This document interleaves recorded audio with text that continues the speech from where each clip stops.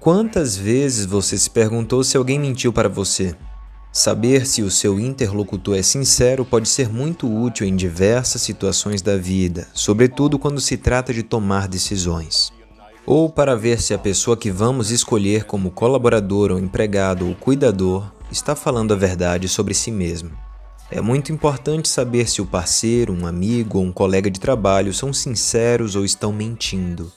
Neste vídeo eu te sugiro 6 dicas sobre como detectar uma pessoa mentirosa. E nós veremos também por que as pessoas mentem, quem são os mentirosos patológicos e as atitudes de uma pessoa mentirosa. Mas precisamos nos fazer a pergunta: por que mentimos? Bom, todos falamos mentiras de vez em quando e por vários motivos, até mesmo para evitar ferir os sentimentos de uma pessoa ou para fugir de uma situação meio que embaraçosa. E saber quais são as motivações dos diferentes tipos de mentira nos ajuda a descobrir quando uma pessoa está mentindo. Antes de tudo, é preciso ter cuidado para não confundir as mentiras ditas em determinadas circunstâncias nas quais essas são necessárias com as mentiras ditas em todas as situações, até mesmo quando na verdade não servem para nada. Uma das causas pode ser a mitomania, a tendência de dizer mentiras de forma sistêmica e patológica, um vício compulsivo por mentira. Mas nem todos os que falam mentira são mentirosos patológicos. Se fosse assim, o mundo estaria lotado de doentes. Está. A variedade de mentiras e tipos de mentiras é muito ampla. Mas vejamos alguns exemplos de possíveis motivações. Se você se pergunta por que ele mente para mim, aqui você tem as respostas mais prováveis. Pode ser para não ofender a sensibilidade dos outros, pode ser para respeitar as fantasias infantis, para não magoar o parceiro, para melhorar a sua imagem, por timidez, por se eximir e evitar punições ou até mesmo para defender a sua privacidade. Bom, o primeiro passo para identificar mentiras reais é observar a expressão facial. As marcas da mentira aparecem na face. A prova de que um sentimento expressado pelo rosto é realmente autêntico também pode ser encontrada avaliando a coerência entre todos os sinais de expressão facial, incluindo olhos, nariz e boca, e a coerência com os gestos involuntários realizados por outras partes do corpo, como mão, braços e pernas. E tudo isso é para comprovar se são congruentes entre si ou não. Os gestos mais sinceros são aqueles que não se podem controlar e que são realizados involuntariamente. Eu preparei para vocês alguns exemplos. Evitar o olhar, olhos olhando para baixo ou se esquivando, olhos que olham para longe, pestanejar, mover de repente a cabeça, respirar de forma grave, desobstruir a garganta ou engolir em seco ou esconder os lábios são sinais de mentira pela expressão facial. Eu recomendo também ficar atento às frases típicas ditas nas mentiras. A comunicação mentirosa é reconhecível. De fato, quem mente é lacônico e reticente. Suas afirmações são frequentemente construídas e esquemáticas, mas excessivamente padronizadas. As frases são, na maioria das vezes, ditas em tons que se levantam e se abaixam. O mentiroso assume posições claras e precisas, aponta com energia, de modo que a linguagem e o tom de voz reforçam a fraqueza do que ele afirma. As frases de pessoas mentirosas mais típicas são: "Ah, você me conhece, eu nunca mentiria." Bom, em geral, aqueles que reagem de forma excessiva e se colocam em posições rígidas demais, com certeza têm algo para ocultar. Os mentirosos se defendem com acusações. O mentiroso fala pouco, não se desequilibra e toma posições firmes contra quem mente, com excesso de ênfase, colocando sobre o outro a responsabilidade da acusação. Os mentirosos não fazem perguntas lógicas. Por mais que o mentiroso possa responder habilmente, te manipulando e te desviando, ele não terá energia suficiente para fazer perguntas críveis diante a sua obra. Outra frase que os mentirosos usam muito é: "A verdade é que..." e continua com alguma coisa. Por exemplo, "A verdade é que eu estava na casa de Fabrício quinta-feira à tarde quando seu cachorro morreu atropelado. Não tem como ser eu." Isso foi aleatório, desculpa, gente. Bom, se a intenção de contar a verdade é declarada e enfatizada, há motivos para suspeitar que quem fala tal verdade não quer dizê-la. O mentiroso utiliza escrúpulos falsos. Tenha cuidado quando alguém falar eu não quero te dizer isto, mas... e fala. Ou então eu não quero te prejudicar, mas... e faz.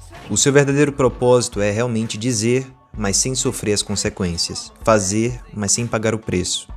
O mentiroso habitual se controla bem mais. As pessoas que geralmente mentem falam muito rápido e em um tom bastante agudo. Os que falam mentiras esporádicas e ocasionais se sentem mais incomodados e preferem mentir em voz baixa.